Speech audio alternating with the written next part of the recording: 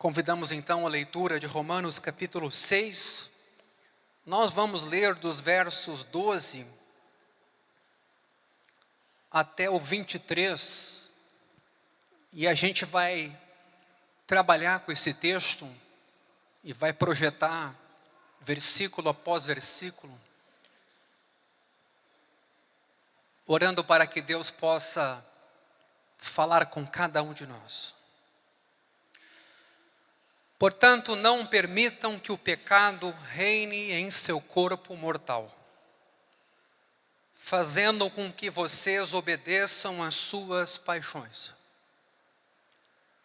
Também não ofereçam os membros do corpo ao pecado como instrumentos de injustiça, mas como pessoas que passaram da morte para a vida. Ofereçam a si mesmos a Deus e ofereçam os membros a Deus como instrumentos de justiça. Porque o pecado não terá domínio sobre vocês, pois vocês não estão debaixo da lei, e sim da graça. E então, havemos de pecar porque não estamos debaixo da lei, e sim da graça? De modo nenhum. Será que vocês não sabem que ao se oferecerem como servos para a obediência, vocês são servos daquele a quem obedecem, seja do pecado que leva à morte ou da obediência que conduz à justiça? Mas graças a Deus que, tendo sido escravos do pecado, vocês vieram a obedecer de coração a forma de doutrina a que foram entregues. E uma vez libertados do pecado, foram feitos servos da justiça. Falo em termos humanos por causa das limitações de vocês. Assim como ofereceram os seus membros para que fossem escravos da impureza e da maldade que leva à maldade, assim ofereçam agora os seus membros para que sejam servos da justiça para a santificação. Porque quando vocês eram escravos do pecado, estavam livres em relação à justiça. Naquele tempo, que frutos vocês colheram? Note aqui que estavam livres em relação à justiça, é uma fala irônica. É como se nós tivéssemos sido salvos e agora não tivéssemos eixo moral para nos basear. E aí Paulo vai dizer, pois bem, o resultado disso, dessa atitude, foram as coisas de que agora vocês se envergonham, pois o fim delas é a morte. Agora, porém, libertados do pecado, transformados em servos de Deus, o fruto que vocês colhem é para a santificação. E o fim, neste caso, é a vida eterna. Porque o salário do pecado é a morte, mas o dom gratuito de Deus é a vida eterna em Cristo Jesus, nosso Senhor. Ora, esse texto, repito, parece simples. A gente vem trabalhando com ele há 2 domingos. Aliás, essa mensagem está lá no nosso canal do YouTube. Procure visitá-la.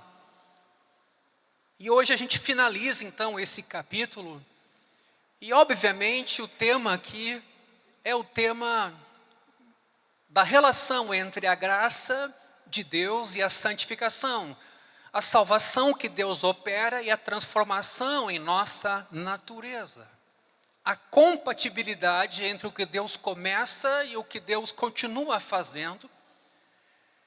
E veja que Paulo aqui, ele está preocupado com uma ideia talvez corriqueira naquele tempo, de que afinal, se Deus é gracioso, de que adianta fazer coisas boas e ser transformado, se esforçar para ter um outro comportamento. E mais, eles chegam a pensar que quanto mais pecassem, maior ainda seria a graça. Então, quem sabe, tendo uma vida moralmente reprovável, eles desfrutariam mais ainda do amor, da misericórdia e do favor de Deus. Parece uma pergunta sem sentido para alguns, mas não para outros.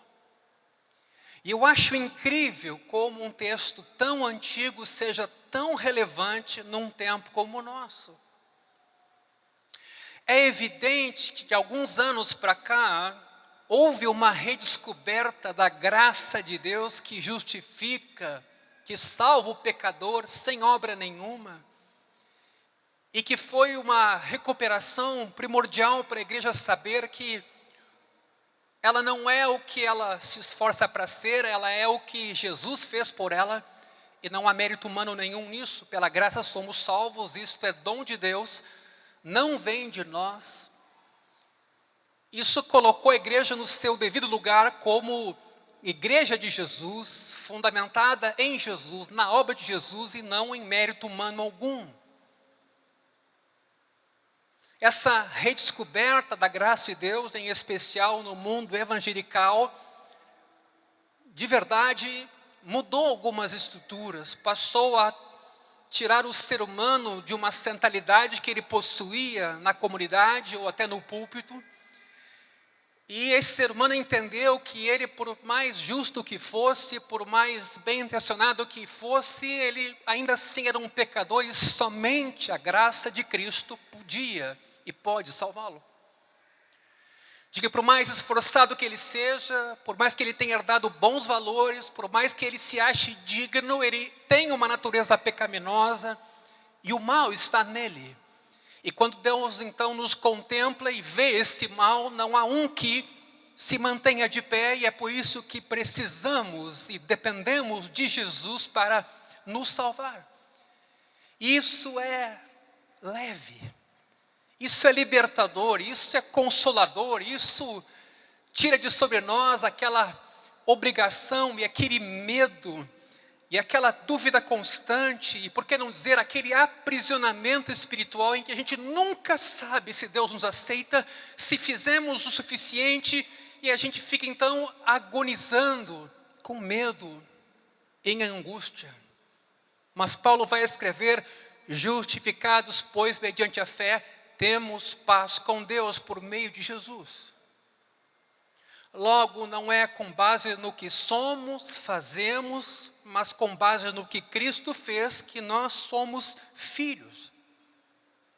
E é claro que agora se apresenta para nós um caminho novo, porque somos filhos, podemos aprender a obediência, podemos aprender um novo comportamento, podemos agora, numa relação amorosa, fraterna, de acolhimento, porque somos filhos, podemos ser filhos melhores, podemos aprender na caminhada da vida como podemos nos tornar ainda mais semelhantes ao nosso Pai. Antes éramos escravos do pecado, tínhamos medo, olhávamos Deus com desconfiança e fazíamos coisas para tentarmos ser aceitos, mas ainda sempre com base em nós. Mas em Cristo a justiça não é mais nossa, porque ela é insuficiente, a justiça é dele. E é nesse sentido, então, que esse texto é extremamente relevante. O que vimos nos encontros anteriores foi exatamente essa graça que salva, mas essa graça que continua agindo na vida do cristão para reeducá-lo, transformá-lo, santificá-lo. Ou seja, Paulo é claro e mais do que claro nesse capítulo todo para não fazer da graça um instrumento de contentamento no sentido de a gente ser completamente passivo, mas uma graça que é derramada também e nos impulsiona para transformações, para mudanças, para entendermos o nosso lugar no mundo, para deixarmos aquela escravidão como a do egoísmo, que tanto nos fez mal antes de Cristo, para que agora sejamos servos. Porque não se trata só de ser justificado e salvo, se trata de sair daquele lugar onde tínhamos escravidão para agora sermos livres em Jesus. E aptos para servir aos outros, porque afinal o egoísmo nos prendia e agora em Cristo nós somos liberados para amar e servir o nosso irmão. Então veja o versículo 12. Portanto, Paulo então está chegando numa conclusão sobre o argumento que ele vem trabalhando nesse capítulo. Já que Cristo morreu para o pecado e vive para Deus, porque é isso que vimos no encontro passado, e já que através da união com Cristo nós também morremos para o pecado e vivemos para Deus, isso foi uma coisa importante dita no último culto. A cruz, a morte e a ressurreição de Jesus não são fatos históricos, são experiências nas quais a gente foi incluído. Quer dizer, o que Jesus fez morrendo e ressuscitando, pela fé a gente participou disso de alguma forma. E isso marcou nossa história. Pois assim então como Cristo morreu para o pecado e vive para Deus, nós, Paulo vai dizer, devemos nos considerar mortos para o pecado e vivos para Deus. Veja o versículo 13, logo no seu começo. Não ofereçam os membros do corpo ao pecado. E a explicação está dada porque vocês morreram para o pecado. E Paulo vai adiante, mas ofereçam a si mesmos porque vocês ressuscitaram a fim de viver para a glória de Deus. Então essa é a ênfase nesse texto, que agora a gente vai olhar com mais cuidado nos versículos a seguir. Agora note, a exortação de Paulo aqui tem aspectos positivos e negativos. Coisas que a gente tem que fazer e coisas que a gente não deve fazer. E esses aspectos positivos e negativos se complementam. Aliás, na vida cristã também é assim. A gente é estimulado a fazer algumas coisas e estimulado a evitar outras. E não há problema nenhum nisso. Eu sei que o nosso tempo tem um problema muito grande com aquilo que é negativo. Não fazer, não pode, não deve. A gente tem um problema com o não muito grande. Parece que é opressor, né? Não pode. Mas na exortação bíblica, positividade e negatividade se complementam. Versículo 12. Qual é a exortação negativa? Não permitam que o pecado reine em seu corpo mortal, fazendo com que vocês obedeçam às suas paixões. Então veja que exortação significativa, de alguma forma, Paulo está dizendo que a gente recebeu uma condição para dizer não ao pecado. Com isso eu não estou dizendo que a gente vai conseguir êxito sempre. Com isso ele não está dizendo que a gente é perfeito. Mas ele está dizendo que recebemos uma condição para dizer não ao erro, ao pecado, à mentira, ao adultério, ao engano. Ele está dizendo que é possível não obedecer às suas paixões. Ele tem paixões, isso está em nós. Mas é possível lidar com ele de uma maneira diferente do que aquela que tínhamos antes, onde a gente era controlado sem saber, onde a gente era escravo sem se aperceber, e éramos conduzidos por nossos deuses, ídolos invisíveis, mas que definiam o nosso rumo. Agora não, agora a gente é iluminado, se dá conta de que somos pecadores, e agora então Paulo diz, cuidado então, para que essa natureza pecaminosa não controle vocês. A forma como Paulo usa aqui o adjetivo mortal, em corpo mortal, demonstra que ele está falando do corpo físico, sim. Nem todos os desejos do corpo são maus. Vimos isso no domingo passado. Porém, o pecado pode usar o corpo como uma ponte através da qual ele nos governa.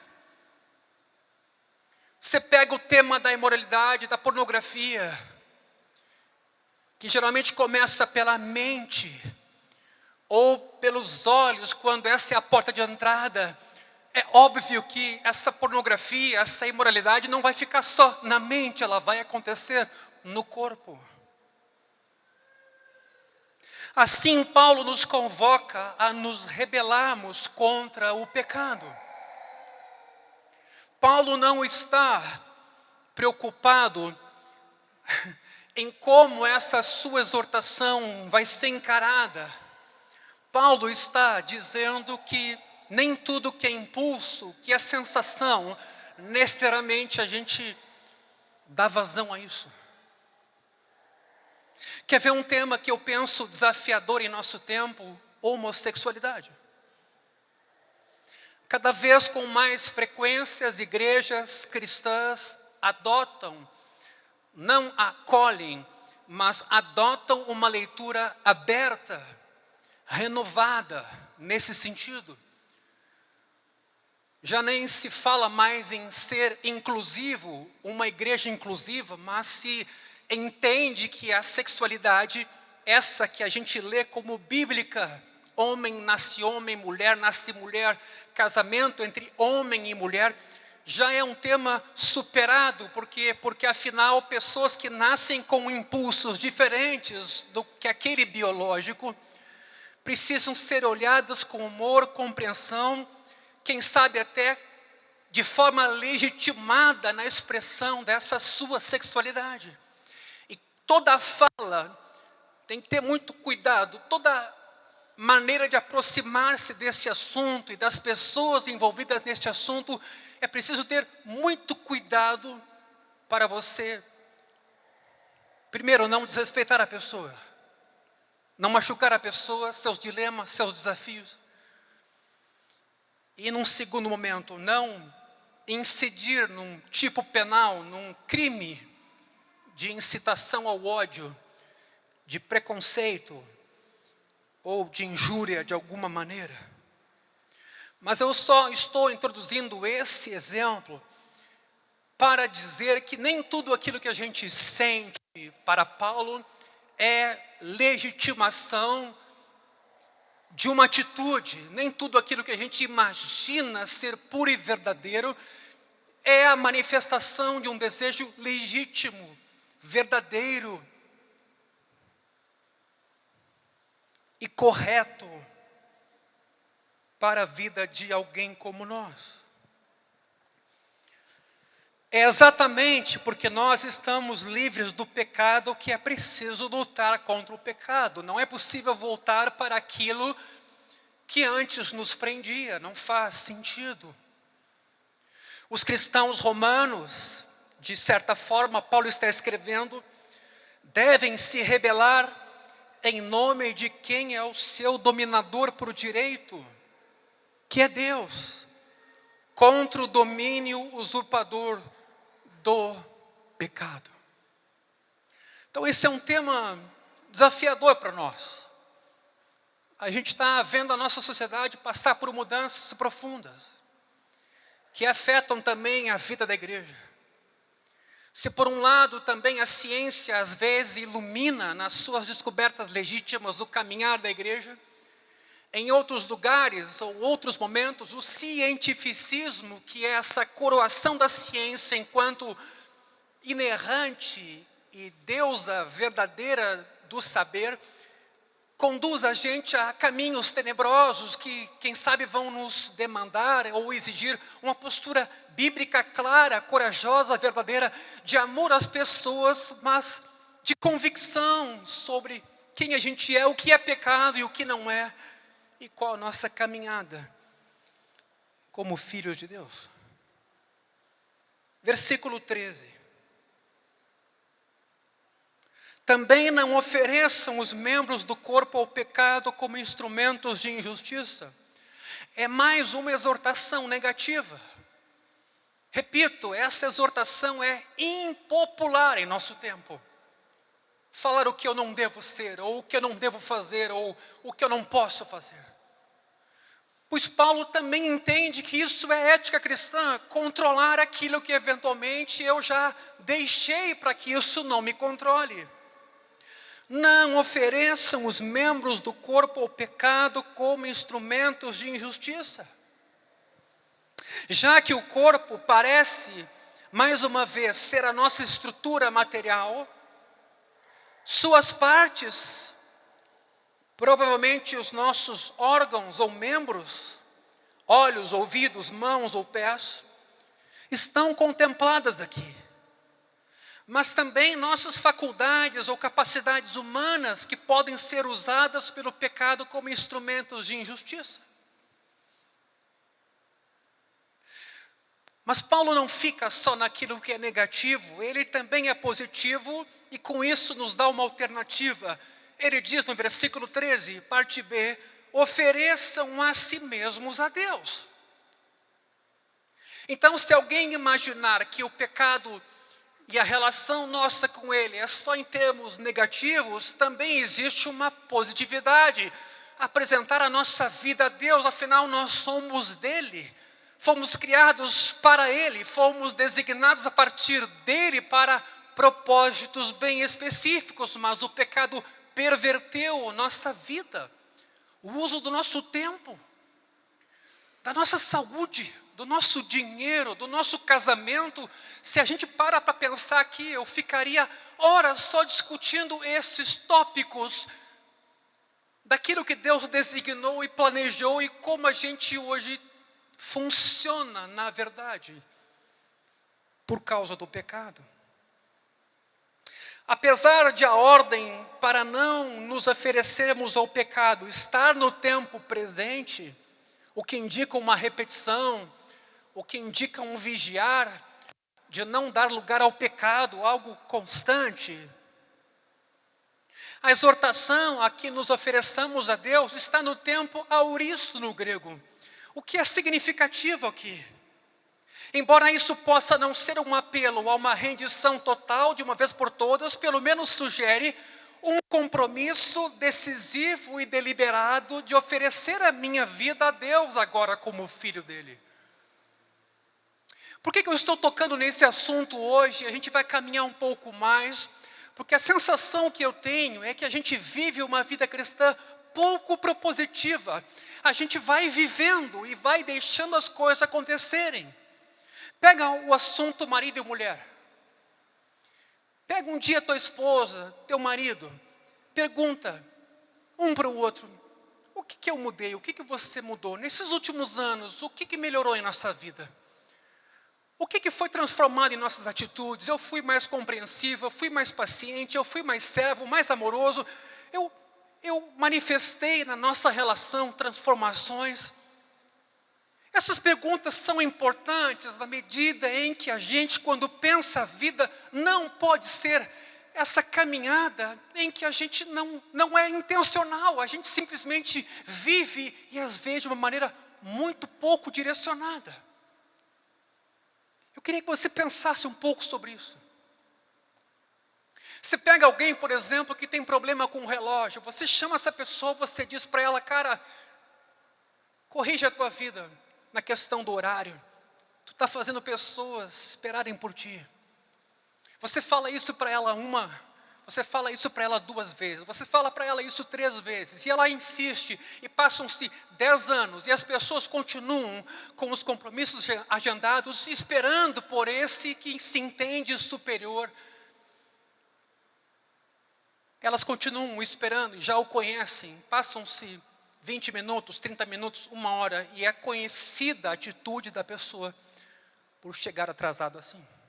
Ela não é diferente de ninguém no sentido de compromissos que ela tem, mas ela internalizou e incorporou em sua maneira de funcionar e agir um jeito que precisa ser transformado. Só que às vezes o tempo passa e isso não acontece. E é nesse sentido que a minha proposta hoje, caminhando por esse texto, é que a gente faça uma avaliação. Como cristãos que somos, eu sou convertido há 37 anos. Eu sou casado há 25 anos.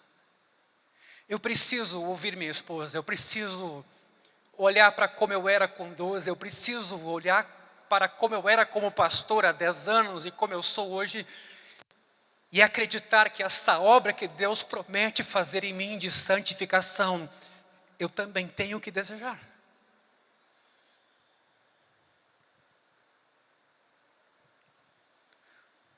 Tal como as proibições negativas, também devemos ser propositivos e intencionais com as ordens positivas.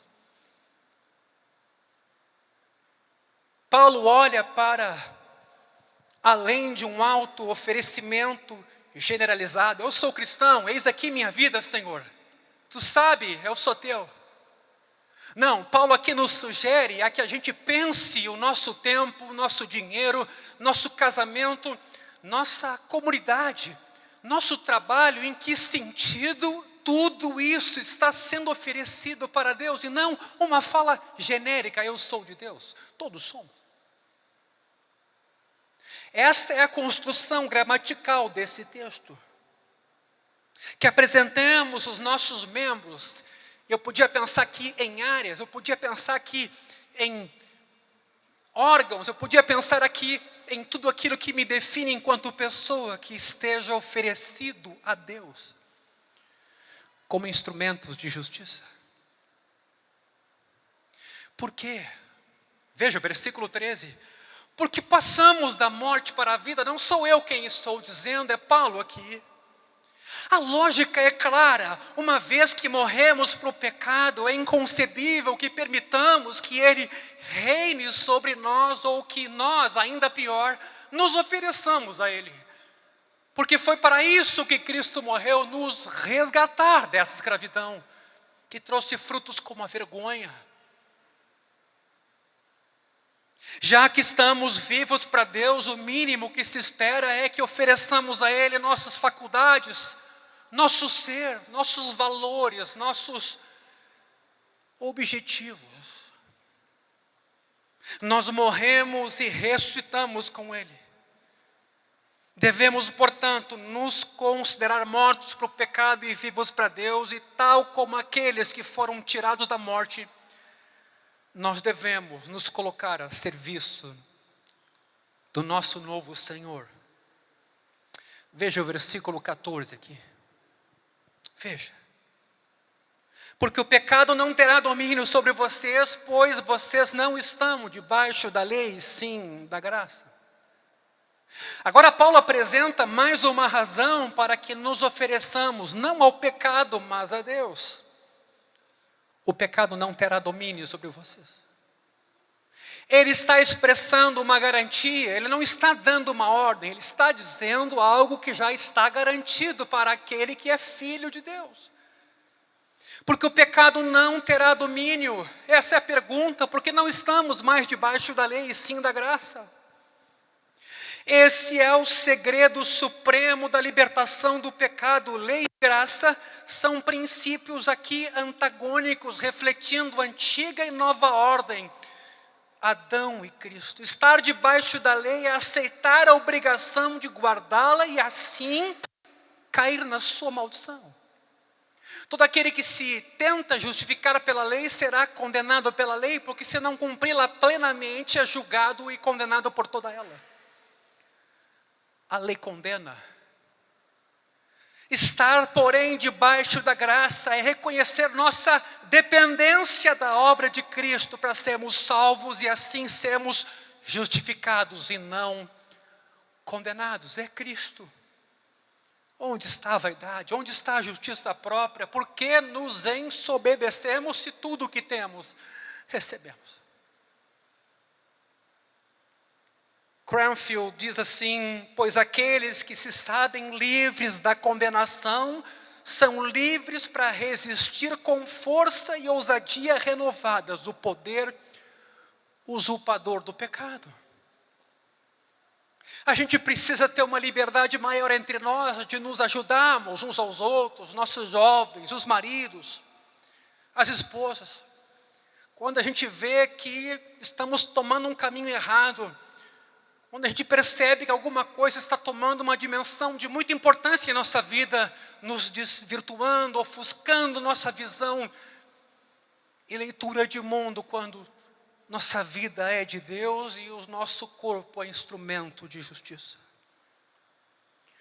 Por isso, a primeira parte de Romanos 6 está encravada entre duas notáveis referências ao pecado e à graça.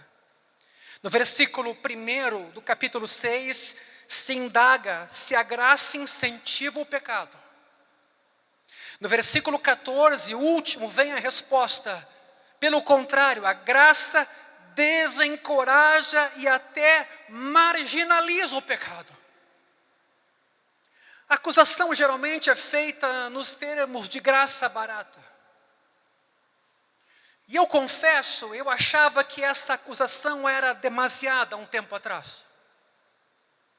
Mas me dou conta de que, de verdade, o pecado ficou coisa banalizada por causa da graça. Isso eu errei, eu sou um pecador. Isso aqui na minha vida não está legal, mas isso não é importante. Importante é que eu sou aceito como filho de Deus pela fé em Cristo. Ora, eu até posso concordar com você que o que Jesus fez naquela cruz é uma coisa insubstituível, mas uma coisa não leva a outra a banalizar-se: comportamento, vida piedosa, cuidado. Pergunte para uma mulher o que é conviver com um marido não piedoso. Pergunte para um marido o que é conviver com uma mulher não piedosa ou com filhos crentes, mas insubordinados. Será que toda exortação ética do Novo Testamento, o modelo de novo mundo, de nova família, de nova igreja e de nova criação, que eu acredito que Deus começou a fazer quando a gente creu, é só uma utopia? Onde está a motivação no povo de Deus em nosso tempo a uma vida piedosa, a orar antes de fazer um negócio? Onde está a motivação em nosso tempo para uma vida de maridos mais amantes de suas esposas, mais generosos?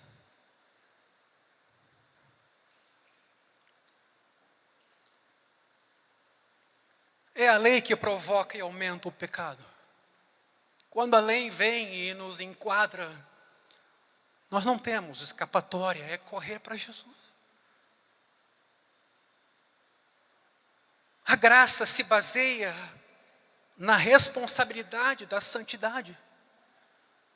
É com esse pensamento que William Tyndale concluiu o seu prólogo ao livro de Romanos. Ele escreveu assim: agora, leitor, considera, lembra-te de que Cristo fez a expiação, não para que você voltasse a irar a Deus. Ele também não morreu por teus pecados para que você continuasse a viver neles, nem purificou a ti para que você voltasse ao lamaçal, mas para que você pusesse nele a sua confiança e, como nova criatura, vivesse de conformidade com a vontade de Deus. Veja o versículo 15 de Romanos 6. A mesma pergunta do versículo 1. É um paralelo. É verdade que há diferenças entre pecar e persistir no pecado, como também pecar para a graça aumentar e pecar porque estamos debaixo da graça. Mas o tema é o mesmo. Porque essas eram as alegações. Pequemos mais para que a graça seja mais abundante. Ou, agora nós temos graça. Qual o sentido da vida moral? A questão que está sendo posta em ambos os versos 1 e 15 é a mesma. Qual seja, se a graça sanciona o pecado ou mesmo incentiva a sua prática. E em ambos os casos ela desperta da parte do apóstolo o mesmo protesto de indignação, aspas, de modo nenhum. De modo nenhum. Então quero dizer isso com muita firmeza hoje à noite nesse lugar, num tempo delicado como o nosso, relativista como o nosso, inclusive no meio da igreja cristã. De modo nenhum a graça conduz à licenciosidade.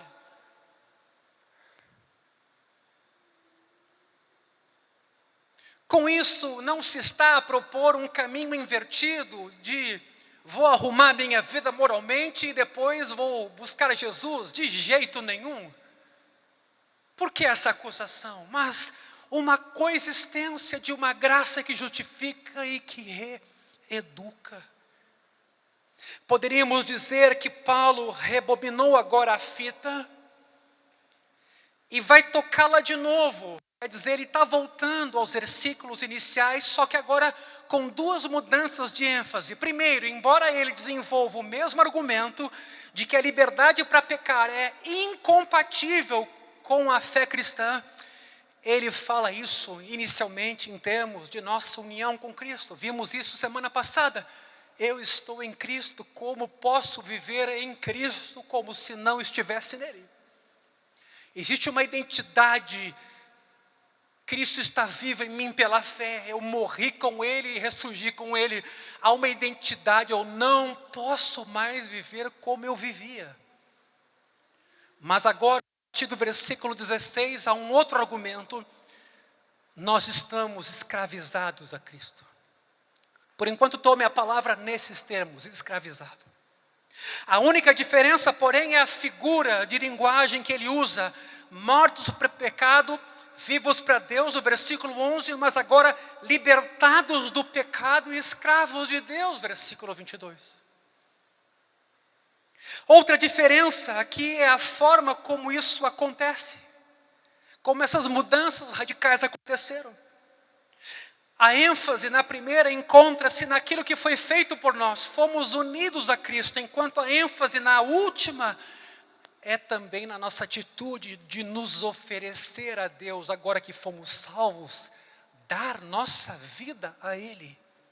Aqui a gente não é passivo como é na salvação, aqui a gente tem protagonismo no sentido de vou acordar amanhã, o que eu vou fazer para oferecer a minha vida a Deus? Não que ela não seja, mas a pergunta é, como é que se começa um dia de um filho que foi resgatado pelo seu pai, e cuja vida existe por causa do seu pai e para a glória do seu pai? A declaração passiva é uma alusão ao nosso batismo. Nós fomos batizados, o próprio verbo baptizo é um verbo na voz passiva, a gente sofre a ação, é Deus que faz. Enquanto que a ativa é conversão, que também tem a mão de Deus para nos convencer dos nossos pecados, mas a gente responde se oferecendo. Essa discussão entre sinergismo, monergismo, eu acho muito interessante como ela às vezes é teórica. E como é verdade no texto bíblico que Deus faz e que a gente faz também. E que Deus salva e que a gente também desenvolve a salvação. Quer dizer, Deus nos salvou para si e nos convida a que nos ofereçamos a Ele em nosso viver. O que Paulo faz então na segunda parte de Romanos capítulo 6, agora a partir do versículo 15, é delinear a lógica da conversão, assim como na primeira parte ele lidou com o batismo. Em ambos os casos, o argumento é com a mesma indagação: será que vocês ignoram ou não sabem? Veja o versículo 1.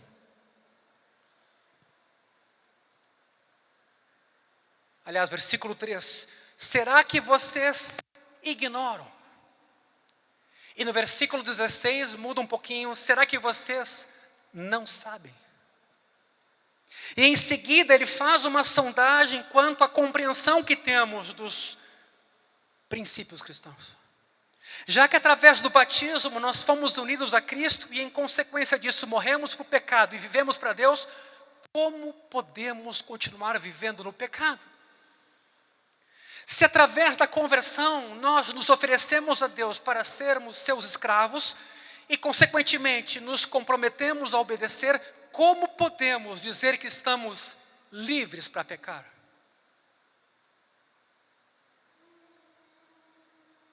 É que nem aquela conversa de família em que a gente chama um filho e quer corrigir alguma coisa na vida do filho. O filho sabe que está errado e ele diz, não, está certo. E ele vai e continua fazendo igual. Aí você fala a quinta vez, e ele diz, está certo. No início ele tenta argumentar, ele gosta de argumentar.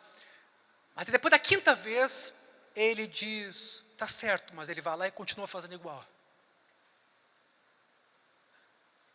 A gente pensa, eu quero ter a minha própria experiência, não quero fazer porque os outros estão me dizendo. Eu quero realmente ver que a pedra é dura, que a parede vai machucar a minha cabeça. Eu quero ter a minha experiência. Ou a gente tem uma outra ideia. Eu vou esperar o Espírito Santo me iluminar e me tocar e gerar do nada a vontade para que então eu passe a buscar a Deus e passe a me consagrar e passe a oferecer a minha vida a Deus. Paulo não tem esse pensamento dualista entre nossa vida enquanto provocada pelo místico e nossa vida corpórea. Paulo pensa a vida integrada. Se você sabe que está fazendo errado e não deve fazer errado, vai lá e faz o que é certo. O Espírito Santo não me tocou ainda, Pai. Se eu fizer, vai ser forçado. Essas são perguntas que eventualmente estão sendo postas aqui. Veja o versículo 16. Será que vocês não sabem que ao se oferecerem como servos para a obediência, vocês são servos daquele a quem obedecem? Esse conceito pode nos surpreender, porque a nossa tendência é pensar no escravo romano como quem foi capturado em guerra, ou então foi exposto no mercado de escravos, e não como alguém que se ofereceu para servir. No entanto, havia uma modalidade de escravidão no Império Romano que era voluntária. Pessoas em extrema pobreza podiam se oferecer como escravos a alguém, por exemplo, para pagar uma dívida, ou para ter comida. O que Paulo quer dizer, afinal, é que aqueles que assim se ofereciam eram aceitos. Eles não podiam esperar que ao se entregarem a um senhor de escravos, poderiam ao mesmo tempo conservar a sua liberdade. Está dando para entender onde Paulo vai chegar? Não tem essa, o Espírito me disse que não é a hora ainda. Você é de Deus, sua vida é de Deus, teu tempo é de Deus. Não pode nem pensar em ser livre de Deus, por quê? Porque esse Deus te libertou daquilo que não era bom, para você ser dele. Logo a sua vida é convidada a se oferecer como instrumento de justiça. Esses escravos não podiam esperar que ao se entregarem a um senhor, reteriam parte da sua liberdade. A autorrendição conduz inevitavelmente à escravidão, seja como escravos do pecado que leva à morte, ou escravos da obediência que leva à justiça, versículo 16. A ideia de escravidão ao pecado é prontamente compreensível, até porque Jesus disse, quando os judeus disseram, nós escravos, somos filhos de Abraão. Jesus diz, todo o que comete pecado é escravo do pecado.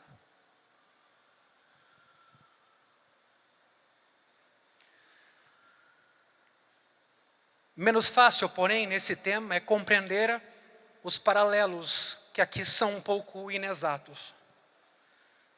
Como alternativa para o conceito de escravos do pecado, o que se poderia esperar seria que a gente fosse escravo de Cristo. Mas o texto fala em escravidão da obediência. E também, como alternativa para a morte, o esperado seria a vida, mas o texto apresenta a justiça. A ideia de ser obediente à obediência é uma forma dramática de enfatizar que a essência da escravidão é justamente a obediência. E que dificuldade a gente tem com essa palavra. E justiça, no sentido de justificação, é quase um sinônimo de vida.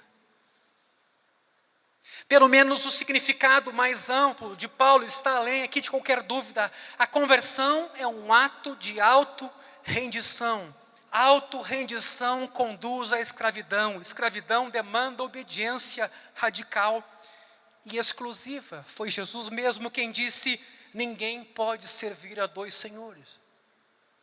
Portanto, uma vez que nos ofereçamos a Ele como escravos, estamos permanente e incondicionalmente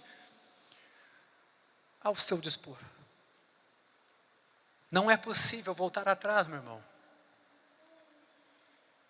E você também não vai querer voltar atrás, porque os frutos da obediência permanecem. Depois de escolher Jesus, por antes ter sido escolhido por Ele, não nos resta outra escolha a não ser nos entregar e oferecer. Veja o versículo 17. Paulo aplica o princípio aos leitores romanos, fazendo-os lembrar que a sua conversão foi uma troca de escravidão. Tão completa é a mudança que se deu em suas vidas, que ele interrompe a sua fala numa doxologia: graças a Deus. Veja o versículo 17. Graças a Deus.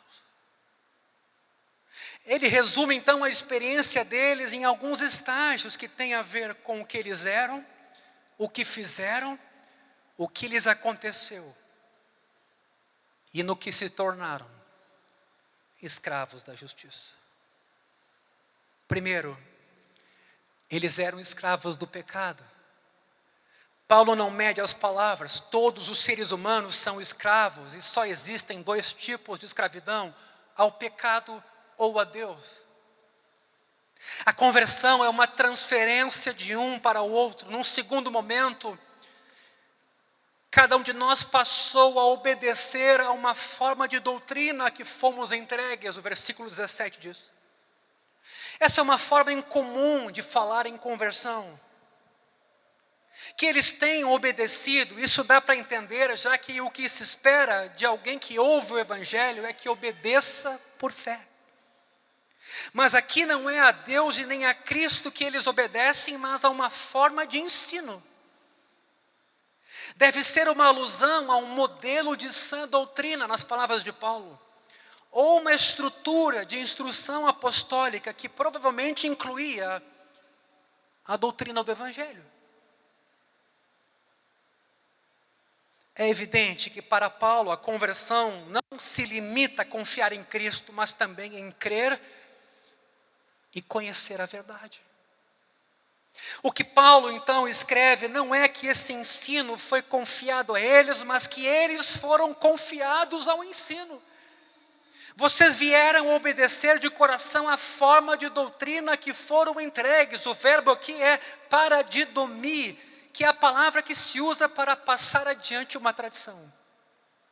O que se espera é que a doutrina seja entregue aos ouvintes, escreve Barrett, e não os ouvintes entregues à doutrina. Porém, os cristãos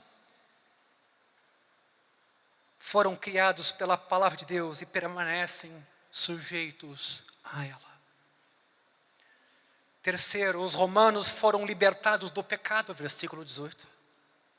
Emancipados da sua escravidão, eles não são perfeitos, porque ainda vão pecar, mas o que acontece é que eles foram resgatados do senhorio do pecado para o senhorio de Deus, arrancados do domínio da escuridão e levados para o reino de Cristo. Lembra lá de Colossenses 1,13? Fomos transportados do império das trevas para o reino do Filho do seu amor, domínio. Que não tem a ver com territorialidade, tem a ver com pertencimento, rendição de vida, lugar, posição de filho de Deus.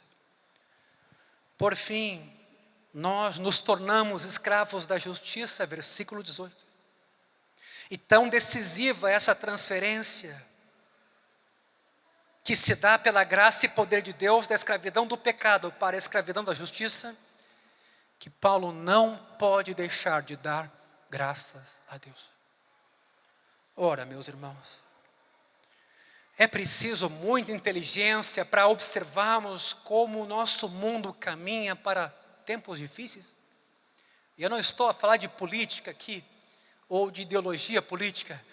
Eu estou falando da vida humana, do sofrimento, das dores, dos caminhos tortuosos, das tentativas frustradas, do conjunto de pessoas adoecidas emocional e espiritualmente, das clínicas de recuperação de gente morta-viva, dos redutos de gente faminta,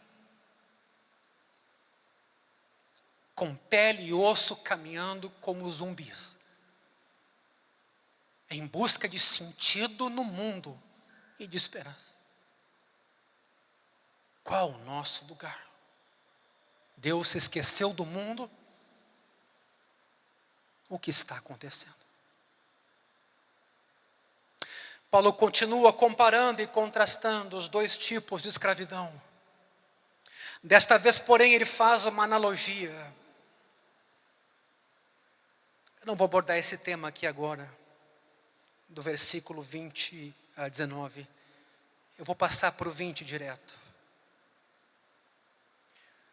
Aqui Paulo salienta que cada um dos tipos de escravidão é um tipo de libertação. Mas uma delas é autêntica e a outra é falsa. Cada liberdade é um tipo de escravidão. Uma é degradante, a outra enobrecedora. Por um lado, Paulo escreve, versículo 20, quando vocês eram escravos do pecado, estavam livres em relação à justiça. O que eu chamaria aqui de licenciosidade. Por outro lado, ele escreve, versículo 22, porém, libertados do pecado, transformados, vocês foram em servos de Deus. Escravidão que eu chamaria de libertação. Como saber o que requer de nós cada uma dessas escravidões? É só olhar para os seus frutos. Versículo 21. Olha o que diz. Naquele tempo, que frutos vocês colheram? Somente as coisas de que agora vocês se envergonham. As consequências negativas de ser escravo do pecado e livre da justiça, de uma vida licenciosa, são remorso. Um sentimento de culpa pelas coisas das quais a gente se envergonha. E no final, versículo 21, ainda fala que o final é morte. Que aqui não tem como não pensar em morte eterna, separação de Deus no inferno, que nos capítulos finais de Apocalipse é chamada de segunda morte. Mas agora, continua Paulo, os benefícios positivos de ser livre do pecado e escravo de Deus é santidade no presente e vida eterna no final. Olha, eu sei que o tema da santidade já virou muito motivo de hipocrisia. Eu sei que o tema da santidade merece ser examinado com mais cuidado, mais humildade por todos nós. Eu sei que o tema da transformação humana, de uma vida justa e piedosa, tem que ser encarado com profundidade. Mas é inegável que no Novo Testamento esse caminho nos é aberto. De uma transformação progressiva, de uma renovação mental, de uma mudança e reeducação de hábitos.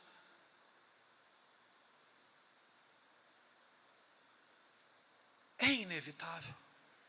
Ou pelo menos uma comunidade, sem virar legalista, deveria cultivar esse hábito de uma santidade que nos transforma e nos modifica. Eu sei que muitos se encontram desacreditados com esse conceito. E quando a gente olha a igreja de forma pública, eventualmente nós mesmos olhamos para as páginas da Escritura e pedimos que a experiência nos ilumine para tentar entendê-la. Porque a gente às vezes observa um show de horrores no sentido ético. E por que não dizer que nesse ano a gente viu isso ainda com mais luzes? É preciso parar, ponderar, tomar uma atitude de humildade, de lamento, de choro, de quebrantamento, antes de apontar o dedo. É preciso que nós nos deixemos visitar por aquilo que o país ainda atravessa. De que nosso país precisa? De verdade.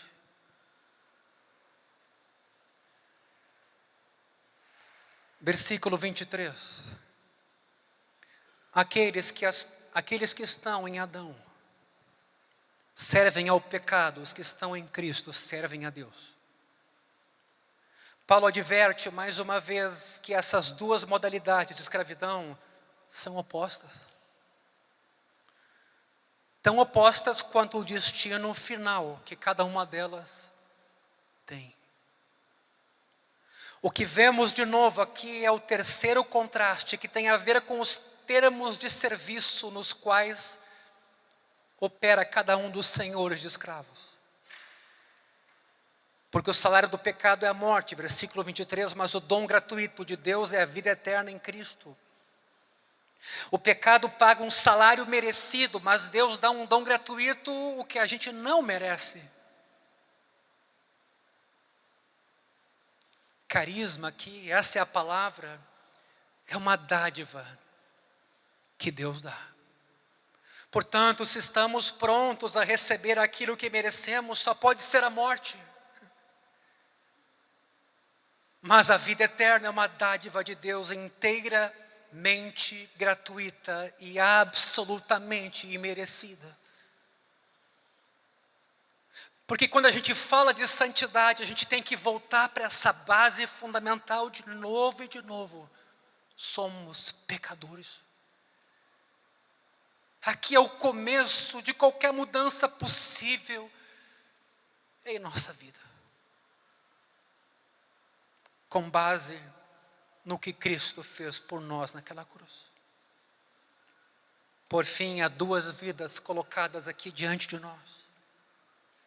Jesus retratou elas como o caminho largo que leva à perdição e o caminho estreito que conduz à vida, em Mateus 7,13. Paulo aqui chama elas de escravidão. Igualmente, nós por nascimento estamos em Adão e somos escravos do pecado, mas pela graça e pela fé estamos em Cristo, escravos de Deus. Este é o nosso lugar. O que se ganha com a sujeição ao pecado é vergonha e degeneração moral. Não é possível esperar o contrário. Qual a surpresa nossa, brasileiros, quanto ao mundo que piora? Paulo está dizendo no versículo 23 exatamente isso, e 22.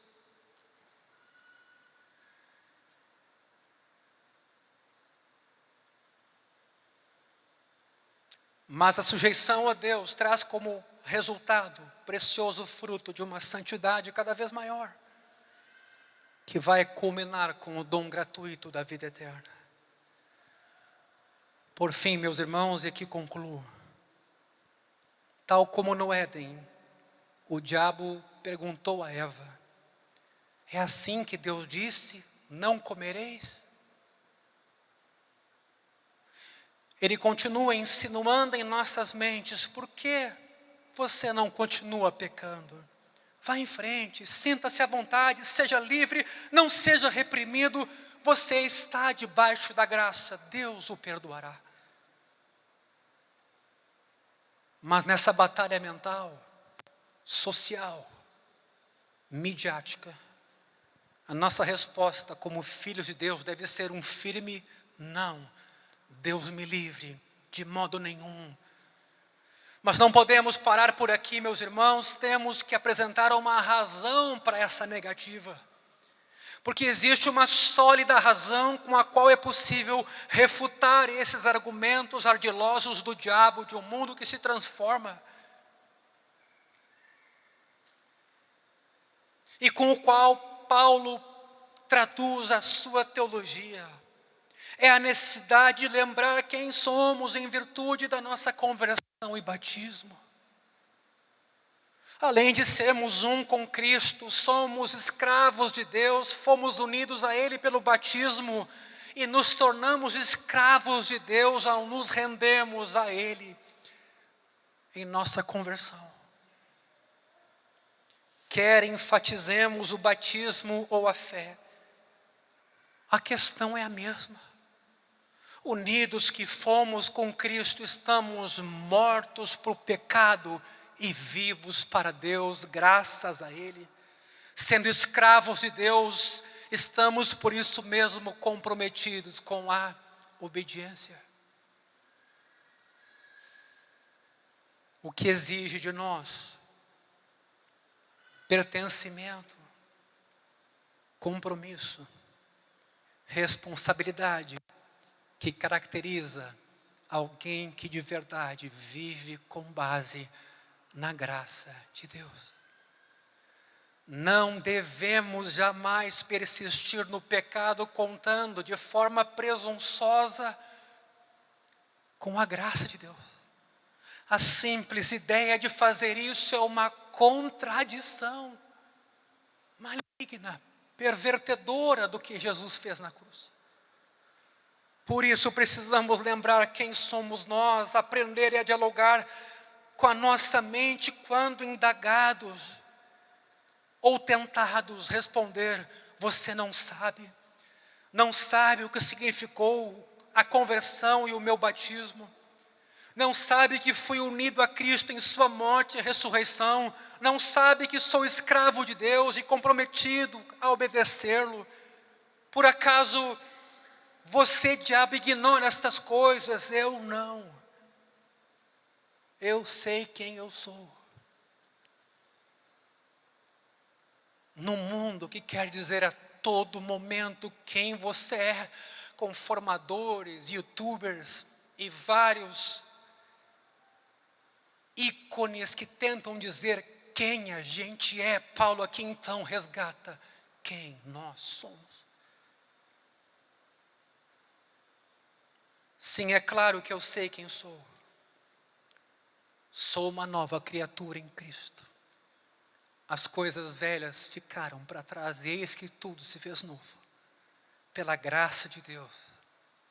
E assim eu hei de viver em conformidade com o Evangelho. Eu vim dizer aqui hoje a cada um de vocês e a mim mesmo que esse caminho é difícil. Eu vim aqui lembrar a vocês de que teremos desafios nessa jornada, de que o tema do pecado não é um assunto vencido. Carregamos suas marcas, seus impulsos, suas inclinações. E isso ainda mais catalisado por um mundo arquitetado para a corrupção. Nos ensoberbecemos? Achamos que somos imunes a isso? Não somos. Aqui está o erro, a vaidade e a soberba.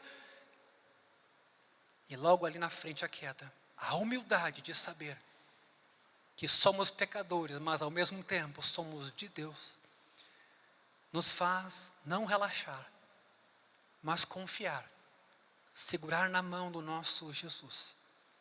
E caminhar com Ele em todo o tempo.